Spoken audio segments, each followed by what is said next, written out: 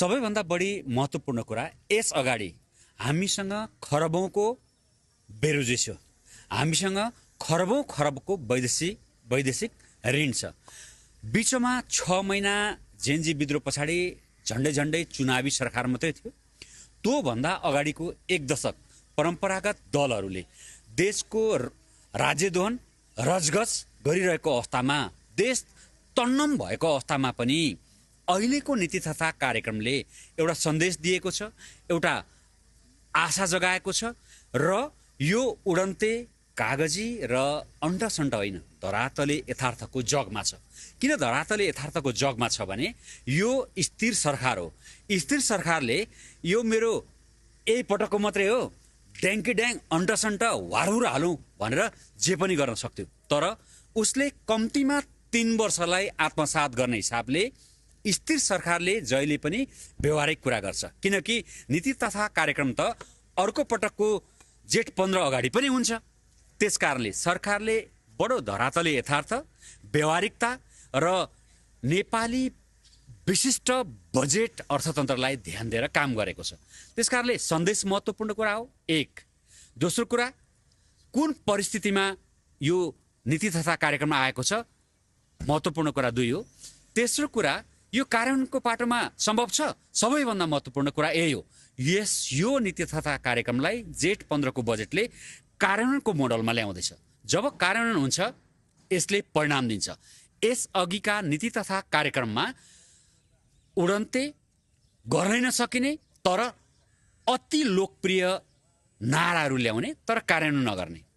अहिलेको सरकारलाई त्यो छुट किन छैन भने यो जेनजी विद्रोह पछाडि रगतको जगमा, मत क्रान्तिको जगमा आएको छ र यो सरकार स्थिर सरकार भएको कारणले अर्को वर्ष अघिल्लो पटक तिमीहरूले बजेटमा यो ल्यायो, यो त कार्यान्वयन गरौ न भनेर विपक्षीलाई किन प्रश्न गर्न दिने भन्ने जगबाट हामीले यसलाई बरुभन्दा धेरै अचाकले लोकप्रिय नहोस् तर व्यवहारिक होस्, कार्यान्वयन गर्ने हैसियतमा होस् र हाम्रो पृष्ठभूमिलाई पनि हामीले नजिकबाट आत्मसात कसरी गरेका छौँ भने मैले अघि भने खरबको बेरोजगारी, खरबको वैदेशिक ऋण र धरातले यथार्थ चाहिँ तहस नहस बनाएको र अघिल्लो दायित्व पनि स्वीकार्दै त्यसलाई सङ्घाल्दै अगाडि जानुपर्ने भएका कारणले व्यवहारिक पाटोबाट परिणाम ल्याउने खालको नीति तथा कार्यक्रम आयो भने अर्को पटकको नीति कार्यक्रम अर्को वर्ष आउँदै गर्दाखेरि पुराना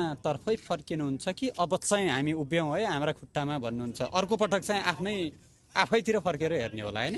यस पुरानैतिर फर्किने हो? यस पटक पनि हामीले केही साङ्केतिक, केही रचनात्मक, केही दूरदृष्टिले हेर्दा, दूरगामी हिसाबले हेर्दाखेरि ओहो अब यसले जग बसाल्दैछ, थिति बसाल्दैछ, नयाँ कार्यक्रमलाई ल्याउँदैछ, व्यवहारिक हुँदैछ, उडन्ते होइन उटपट्याङ खालको भन्दा माथि उठो भन्ने कुरा चाहिँ आर्थिक विश्लेषकले, राजनीतिक विश्लेषकले र चुलो चौतारोमा, खेत खलिहानमा हुने कुरा छ। हैन, मैले तपाईको टिप्पणीलाई लिएर भने हो कि यो अर्को अर्को होइन कि तपाईले जसरी पुराना प्रति चाहिँ आलोचना गर्नुभयो, पुरानाहरूले देश तन्नम पारेका थिए, वैदेशिक ऋणहरू थियो हैन, बेरुजु थियो भनेर जसरी भन्नुभयो, पृष्ठभूमिमा भनेको यही पृष्ठभूमि बाँकी रहन्छ कि आफूतिर फर्किने हो अर्को पटक चाहिँ भनेको? क्या तपाईको अभिव्यक्तिलाई मात्र लिएर सोधे हो यो प्रश्न।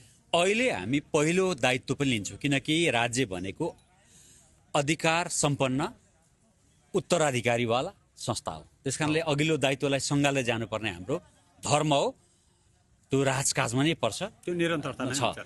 र तपाईँले पछिसँग के भन्छस् भन्ने कुरा होइन, अहिले हामीले सन्देशमूलकले दिउँ, अर्को पटक त कति राम्रो खालको ल्याउँछु होला भनेर कुरा त हामीले अहिले अप्ठ्यारो स्थितिको लाई पनि व्यवहारिक रूपमा परिणाम आउने गरी गरेपछि अर्को पटक त अझ राम्रो हुन्छ भन्ने कुरालाई हामीले पुरानालाई गाली गर्नु पर्दैन। जे हुन्छ आफ्नै कारणले भयो भन्ने त्यो निष्कर्षमा पुग्न सकिन्छ। भने नि मैले अघिल्लो सरकारको दायित्वलाई त हामीले सङ्घाल्दै मिलाउँदै ल्याउँदैछौँ भने जब हामी आफूले सन्देशमूलक ल्याउँदै यसलाई रेमिटेन्सको जग के हो, राजस्वको जग के हो, उद्यमशीलता र रोजगारबाट कसरी हो, अनि यो पटकको त सुशासनलाई छाता बनाएर ल्याइएको छ। जब सुशासनले काम गर्न थाल्छ, अर्को पटक त बजेट पनि त अझ झन राम्रो, अहिले त यति राम्रो ल्याउनु खोज्दैछु भने अर्को पटक त अझ राम्रो ल्याउनु पर्ने त न्यूनतम कुरा हो। धन्यवाद यहाँलाई। हस्, धन्यवाद।